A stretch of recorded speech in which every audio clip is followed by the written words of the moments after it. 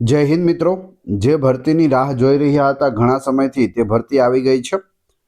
Police ભરતી 2026 માટે 13,591 જગ્યાઓ માટે હાલ ફોર્મ ભરાઈ રહ્યા છે। સંપૂર્ણ માહિતી જાણી લો અને પછી ફોર્મ ભરી દેજો। તો જોઈએ આની અંદર ખૂબ જ અગત્યની માહિતી જેમ કે લાયકાત, અરજી ફી, સિલેબસ વગેરે સંપૂર્ણ માહિતી આપણે આવરી લીધેલી છે।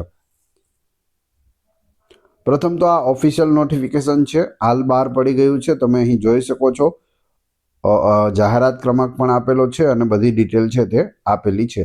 ઓફિશિયલ નોટિફિકેશન પણ તમને પ્રોવાઈડ કરાવવામાં આવશે। વાત કરીએ જગ્યાઓની વિગત, તો કુલ જગ્યાઓ 13,591 છે, જેની અંદર પીએસઆઈની 858 જગ્યા છે અને કોન્સ્ટેબલની 12,733 જગ્યાઓ છે।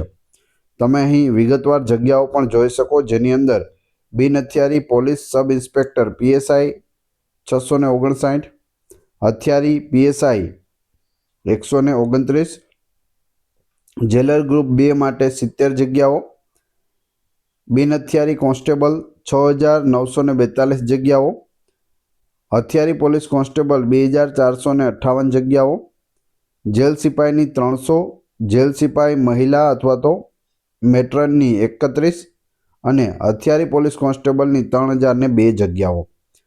કુલ 13,591 જગ્યાઓ ઉપર આ ભરતી આવી છે, એટલે ખૂબ મોટી ભરતી કહી શકાય।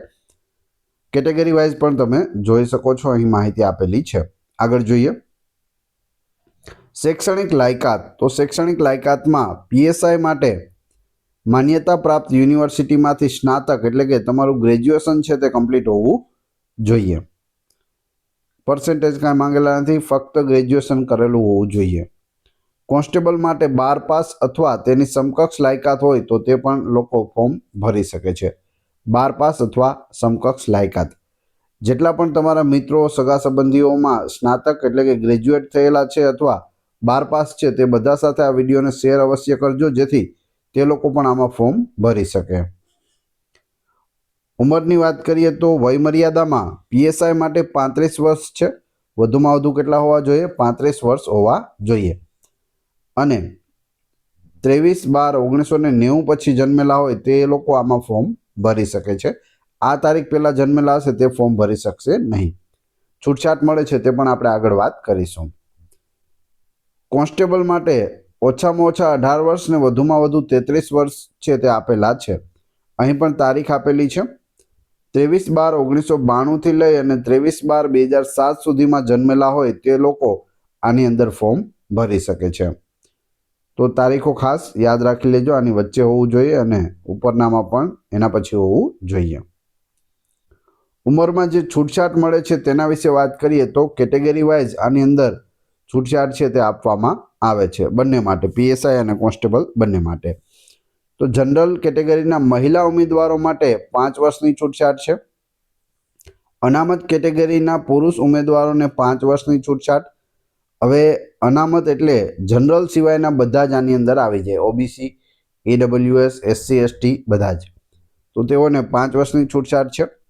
અનામત કેટેગરીના મહિલા ઉમેદવારોને 5 વર્ષ મહિલાના મળે છે અને 5 વર્ષ છે તે કેટેગરીના મળે છે, એટલે ટોટલ 10 વર્ષની અહીં છૂટછાટ મળે છે। પરંતુ મહત્તમ છે તે 45 વર્ષ સુધી મળી શકે, એથી વધારે હોવા જોઈએ નહીં। રમતવીરો માટે ઉપર જણાવેલ જે અનુક્રમ નંબર છે 1 થી 3 મુજબની છૂટછાટ ઉપલી વયમર્યાદામાં મળે છે, એટલે કે 5 વર્ષની છૂટછાટ રમતવીરો માટે પણ મળે છે, જે તમે ઓફિશિયલ નોટિફિકેશનમાં ઉપર જોઈ શકશો। માજી સૈનિકોને છે તે વયમર્યાદામાં ફરજના વર્ષો ઉપરાંત 3 વર્ષની છૂટછાટ મળે છે। તો આ બધી બાબતો પણ ધ્યાનમાં રાખવી। અરજી ફીની વાત કરીએ તો અહીં ફક્ત જનરલ કેટેગરીના ઉમેદવારોને અરજી ફી છે તે ભરવાની છે। એસસી, એસટી, ઓબીસી, ઈડબ્લ્યુએસ, માજી સૈનિકે કોઈ પણ પ્રકારની ફી ભરવાની નથી। ફી છે તે ફક્ત ઓનલાઈન જ ભરાશે, પોસ્ટ ઓફિસ કે બીજા કોઈ પણ માધ્યમથી ફી છે તે સ્વીકારવામાં આવશે નહીં। Credit card, debit card, net banking અને યુપીઆઈ દ્વારા તમે છે તે ફી ભરી શકો છો, ફક્ત ઓનલાઈન। અહીં જનરલ કેટેગરી માટે જો પીએસઆઈ કેડર માટે તમે એપ્લાય કરો છો તો 100 રૂપિયા છે।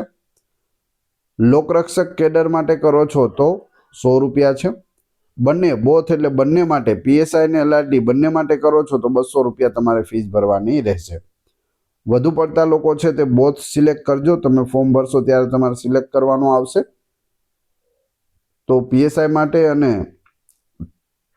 લોકરક્ષક કેડર એટલે કે કોન્સ્ટેબલ બંને માટે બોથ તમે અહીં સિલેક્ટ કરી દેજો. 200 રૂપિયા ફી ભરવાની થશે. શારીરિક ધોરણ પુરુષો માટે આપણે જોઈએ તો અહીં મૂળ ગુજરાતના અનુસૂચિત જનજાતિના ઉમેદવારો માટે 162 સેન્ટીમીટર છે તે ઊંચાઈ રાખેલી છે. એસટી વર્ગના જે પુરુષો છે તેના માટે 162, એ સિવાયના બધા જ માટે 165 જે સેન્ટીમીટર ઊંચાઈ છે તે રાખેલી છે. તો આની અંદર બીજા બધા જ આવી જાય છે, જનરલથી લઈને બધા. ખાલી એસટી માટે 162, બાકી બધા માટે 165 એટલું યાદ રાખવાનું છે. છાતી બધા માટે સેમ છે, 79 થી લઈ અને 84 સુધી. 79 હોવી જોઈએ અને ફૂલાવેલી 5 સેન્ટીમીટર છે તે અહીં ફૂલાવવાની હોય છે. તો ફૂલાવીને 84 થવી જોઈએ. શારીરિક ધોરણ મહિલાઓ માટે વાત કરીએ તો મહિલાઓ માટે એસટી કેટેગરીના હોય વ્યક્તિ તો તેના માટે 150 સેન્ટીમીટર છે. એ સિવાય અન્ય તમામ માટે 155 સેન્ટીમીટર છે તે રાખેલું છે. અહીં ચેસ્ટ નો માપ હોતો નથી, અહીં ફક્ત ઊંચાઈ માપવાની હોય છે. મહિલા ઉમેદવારો માટે એસટી માટે 150 અને બધા અન્ય માટે 155. આગળ જોઈએ. પગાર ધોરણની વાત કરીએ તો જે નોટિફિકેશનમાં આપેલું છે તો પીએસઆઈ માટે પ્રારંભિક ફિક્સ પગાર જે મૂળ પગાર છે તે 49,600 હોય છે, પ્લસ અન્ય ભથ્થાઓ જે છે તે મળતા હોય છે, વધારાના ભથ્થાઓ. તો 49,600. કોન્સ્ટેબલ માટે નિયમો મુજબ ફિક્સ પગાર એટલે જે પણ કોન્સ્ટેબલની અન્ય કેટેગરીઓ છે, જેલ સિપાઈ છે, એસઆરપી છે, બધી અલગ અલગ છે. તો નિયમો મુજબ તમને પગાર આપવામાં આવશે, પણ અંદાજિત 19,500 પ્લસ અન્ય ભથ્થાઓ છે તમને મળવા પાત્ર થશે. પરીક્ષા પદ્ધતિની વાત કરીએ કે આ પરીક્ષા કઈ રીતે પદ્ધતિ છે આની, તો police sub inspector cadre PSI માટે પ્રથમ સ્ટેજ છે ફિઝિકલ ટેસ્ટ, જે ક્વોલિફાઈંગ નેચર રહેશે. આના કોઈ પણ પ્રકારના માર્ક આપવામાં આવશે નહીં. જે શારીરિક કસોટી લેવામાં આવશે જેમાં દોડ વગેરે છે તે એ ખાલી પાસ કરવાનું છે. સેકન્ડ સ્ટેજમાં મેઇન એક્ઝામ લેવામાં આવશે, મુખ્ય પરીક્ષા. લોકરક્ષક કેડરની વાત કરીએ તો તેમાં પણ 2 ચરણો છે. સ્ટેજ 1 માટે ફિઝિકલ ટેસ્ટ, જે આમાં ફિઝિકલ ટેસ્ટ છે એ પણ આમાં પણ એ જ છે, રનિંગ હશે મુખ્યત્વે. અને સેકન્ડ સ્ટેજમાં ઓબ્જેક્ટિવ એમસીક્યુ ટેસ્ટ આવશે. અહીં મેઇન પરીક્ષા હોય છે જેમાં એમસીક્યુ અને લખાણ બંને હોય છે પીએસઆઈમાં, જ્યારે કોન્સ્ટેબલમાં ફક્ત એમસીક્યુ હોય છે. આપણે આગળ સિલેબસ પણ જોઈશું. શારીરિક ક્ષમતા કસોટીમાં શું હશે તો પુરુષો માટે 5000 મીટર દોડ એટલે કે 5 કિલોમીટર દોડ વધુમાં વધુ 25 મિનિટમાં દોડ છે તે પૂરી કરવાની રહેશે. અહીં કોઈ પણ પ્રકારનું માર્કિંગ નથી, ફક્ત દોડ પૂરી કરવાની છે. 20 મિનિટમાં કરશો તો પણ તમને એ જ ક્વોલિફાય જ કહેવાશો અને 24 મિનિટમાં કરશો તો પણ ક્વોલિફાય જ કહેવાશો. પરંતુ ભૂલ ના કરવી, તમારે જે પ્રમાણે પ્રેક્ટિસ કરો તે પ્રમાણે 20 મિનિટનો ટાર્ગેટ રાખજો. 20 મિનિટનો ટાર્ગેટ રાખશો ત્યારે ત્યાં તમારે 22 થી 23 મિનિટમાં પૂરું થશે. જો તમે 24 કે 25 મિનિટનો ટાર્ગેટ રાખીને દોડતા હશો, અહીં મેદાનમાં 24 મિનિટમાં કે 25 મિનિટમાં થઈ જતું હશે તો ત્યાં નહીં થાય, 1 કે 2 મિનિટ અથવા તો સેકન્ડો વધી જશે. તો એ ખાસ ધ્યાન રાખવું. ટાર્ગેટ તમારો 20નો હોવો જોઈએ. મહિલાઓની વાત કરીએ તો તેને 1600 મીટર દોડ છે તે આવે છે. વધુમાં વધુ 9 મિનિટ અને 30 સેકન્ડમાં દોડ પૂરી કરવાની હોય છે. 9.5 મિનિટ આપે છે અને 1600 મીટર દોડ પૂરી કરવાની છે. એક સર્વિસમેનને 2400 મીટર દોડ હોય છે અને 12 મિનિટ અને 30 સેકન્ડનો સમય આપવામાં આવે છે.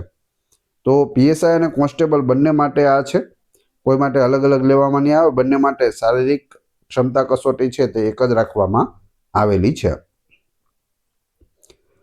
પીએસઆઈ સિલેબસ વિશે વાત કરીએ તો અહીં દોડ તમે પાસ કરી લીધી પછી તમારી ઊંચાઈ વજન બધું ઓકે છે તો સેકન્ડ સ્ટેજ મેઇન પરીક્ષા આવશે, જેની અંદર બે પેપર હશે. Paper number 1 general study MCQ type હશે, જે 200 માર્ક્સનું હશે. 3 કલાકનો સમય આપવામાં આવશે. બીજું પેપર છે તે ગુજરાતી અને ઇંગ્લિશ લેંગ્વેજનું હોય છે, જે સ્કિલ માટે હોય છે અને તે ડિસ્ક્રિપ્ટિવ હોય છે, એટલે કે લખાણવાળું હોય છે. તે 100 માર્ક્સનું છે અને 3 કલાકનો સમય આપવામાં આવશે. તો અહીં ટોટલ 300 માર્ક્સ થાય છે અને 6 કલાકનો સમય આપવામાં આવે છે. આ PSI માટે છે. ફક્ત રનિંગ કરવાની છે, પછી આ પરીક્ષા તમારે પાસ કરવાની છે સારા ટકાથી, તો ડાયરેક્ટ PSI બની શકાય. ત્યારબાદ PSIના સિલેબસ વિશે વાત કરીએ તો પ્રથમ પેપર છે પેપર 1 જનરલ સ્ટડીઝ. તેમાં શું આવશે? તો અહીં 2 ફેઝમાં હોય છે, પાર્ટ A અને પાર્ટ B. પેપર 1 છે તેમાં પાર્ટ A છે અને પાર્ટ B છે. તો પાર્ટ A ની વાત કરીએ, 100 માર્ક્સના 100 MCQ પૂછાશે. ઓછામાં ઓછા 40% તમારે આવવા જોઈએ. ક્વોલિફાય કરવા માટે 40% હોવા જોઈએ. નેગેટિવ માર્કિંગ છે તો જવાબ આવશે હા. 0.25% એ નેગેટિવ માર્કિંગ છે. એક જવાબ તમારો ખોટો પડે તો 0.25 કાપવામાં આવશે. સિલેબસની વાત કરીએ તો રિઝનિંગ અને ડેટા ઇન્ટરપ્રિટેશનના 50 પ્રશ્નો હશે. ક્વોન્ટિટિવ એપ્ટિટ્યૂડના 50 પ્રશ્નો, ટોટલ 100 પ્રશ્નો છે તે આમાં પૂછવામાં આવે છે પેપર 1માં. એમાં પાર્ટ Aમાં વાત કરીએ પાર્ટ Bની, તો પાર્ટ Bમાં પણ 100 માર્ક્સ હોય છે, 100 MCQ હોય છે. ઓછામાં ઓછા 40% માર્ક્સ લઈ આવવાના છે. નેગેટિવ માર્કિંગ એમાં પણ 0.25 જ છે. સિલેબસની વાત કરીએ તો the constitution of India and public administration, એટલે કે ભારતનું બંધારણ 25 માર્કનું પૂછાશે. હિસ્ટ્રી, જિયોગ્રાફી, કલ્ચરલ હેરિટેજ છે તેના 25 પ્રશ્નો, ઇતિહાસ, ભૂગોળ વગેરે. કરંટ અફેર અને જનરલ નોલેજના 25 માર્ક્સ હશે. જ્યારે એન્વાયરમેન્ટ, સાયન્સ અને ટેકનોલોજી અને ઇકોનોમિક્સના 25 પ્રશ્નો પૂછવામાં આવશે. ટોટલ 100 પ્રશ્નો હશે. તો આ પાર્ટ A અને પાર્ટ Bની વાત થઈ પેપર 1 માટે. હવે આપણે વાત કરીએ પેપર 2. તો પેપર 2 છે તે લેખિત છે, લખાણ કરવાનું છે. તેમાં પણ પાર્ટ A અને પાર્ટ B છે. અહીં પાર્ટ Aમાં ઇસે એટલે કે નિબંધ લેખન છે 350 શબ્દોમાં, 30 માર્કનો. પછી પ્રેઝિઝ રાઇટિંગ છે 10 માર્ક્સનું. કોમ્પ્રેહેન્શન છે 10 માર્ક્સનું. રિપોર્ટ રાઇટિંગ છે 10 માર્ક્સનું અને લેટર રાઇટિંગ છે 10 માર્ક્સનું. પછી પાર્ટ Bમાં આપણે વાત કરીએ તો ઇંગ્લિશ લેંગ્વેજ સ્કિલ તેમાં માપવામાં આવે છે. પ્રેઝ રાઇટિંગ 10 માર્ક્સ, કોમ્પ્રેહેન્શન 10 માર્ક્સ અને ટ્રાન્સલેશન ગુજરાતીમાંથી ઇંગ્લિશ કરવાનું રહેશે, તે 10 માર્ક્સનું પૂછવામાં આવશે. ટોટલ 100 માર્ક્સનું આ પેપર લેખિતમાં રહેશે અને 3 કલાકનો સમય છે તે આપવામાં આવે છે. તમે અહીં ઉપર જોઈ શકો 100 માર્ક્સ, 3 કલાક 180 મિનિટ તમને આના માટે મળે છે. વાત કરીએ કોન્સ્ટેબલની. કોન્સ્ટેબલનો સિલેબસ ટોટલ એક જ પેપર છે, પરંતુ પાર્ટ A અને પાર્ટ Bમાં વિભાજિત છે.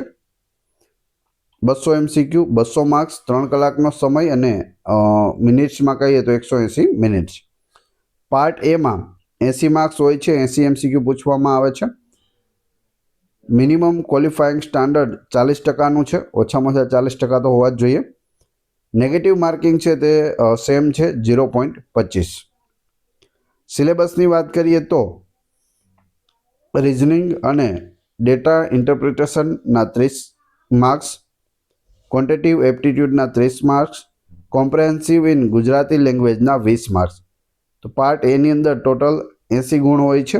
હવે આપણે પાર્ટ Bની વાત કરીશું. અહીં પાર્ટ Bમાં પણ 120 માર્ક્સ છે, 120 MCQ હશે. 40% મિનિમમ લઈ આવવાના રહેશે. નેગેટિવ માર્કિંગ છે. ઓપ્શન પણ તમને આપવામાં આવે છે. તમે જવાબ ન આવડતો હોય તો ઓપ્શન પણ સિલેક્ટ કરી શકો છો. ટોપિક્સ જોઈએ તો ધ કોન્સ્ટિટ્યુશન ઓફ ઇન્ડિયા, ભારતનું બંધારણમાંથી 30 માર્ક્સનું પૂછવામાં આવશે. Current affairs, science and technology અને જનરલ નોલેજના 40 માર્ક્સ હશે, જ્યારે હિસ્ટ્રી, કલ્ચરલ હેરિટેજ અને જિયોગ્રાફી ઓફ ગુજરાત અને ભારતની જિયોગ્રાફીના 50 માર્ક્સ રહેશે. તો આ રીતે 120 માર્ક્સના MCQ અહીં પૂછવામાં આવે છે. એ પાર્ટમાં 80 માર્ક્સ અને આમાં 120, ટોટલ 200 માર્ક્સનું આ પેપર હોય છે. મહત્વની તારીખો છે જે તમારે નોંધી લેવાની રહેશે. ઓનલાઈન અરજી શરૂ થવાની તારીખ 3 ડિસેમ્બર 2025 છે, જે હાલ ફોર્મ ભરાઈ રહ્યા છે. ઓનલાઈન અરજી કરવાની છેલ્લી તારીખ 23 ડિસેમ્બર 2025 છે. આની પહેલાં ફોર્મ ભરી દેવું. બને તો વિડીયો જોઈ નોટિફિકેશન વાંચી અને તુરંત જ ફોર્મ તમારે ભરી દેવું જોઈએ. વધુ વિગતો માટે ઉમેદવારોએ ઓજસની સત્તાવાર વેબસાઇટ, અહીં ઓજસની વેબસાઇટ આપેલી છે, આ વેબસાઇટ ઉપર ફોર્મ ભરવામાં આવે છે, તો આની મુલાકાત લઈ અને ફોર્મ ભરી દેવું જોઈએ. મિત્રો, આ ખૂબ જ અગત્યની માહિતી છે. આપણે આખું નોટિફિકેશન છે જે ખૂબ લાંબુ છે, તેમાંથી અગત્યની માહિતી તારવી અને સાધારણ શબ્દોમાં તમને અહીં સમજાવેલી છે. વધુમાં વધુ મિત્રો સાથે આને શેર અવશ્ય કરજો. જે લોકો 12 પાસ છે, જે લોકોએ ગ્રેજ્યુએશન કમ્પ્લીટ કરેલું છે, તે બધા જ સાથે આ શેર કરી દેજો, જેથી બધા લોકો અને વધુમાં વધુ લોકો છે તે ફોર્મ ભરી શકે અને આવનાર સમયમાં વધુમાં વધુ લોકો છે તે આમાં નોકરી મેળવી શકે. વિડીયો તમને પસંદ આવ્યો હોય તો લાઇક, કોમેન્ટ, શેર અને સબસ્ક્રાઇબ કરવાનું ના ભૂલશો. આ ચેનલ ઉપર ઘણા બધા વિડીયો અવેલેબલ છે. તમે ચેનલના નામ ઉપર ક્લિક કરી વિડીયોમાં જઈ બધા જ લેટેસ્ટ વિડીયો જોઈ શકો છો. મળીશું નવા વિડીયોમાં. જય હિન્દ, જય ભારત.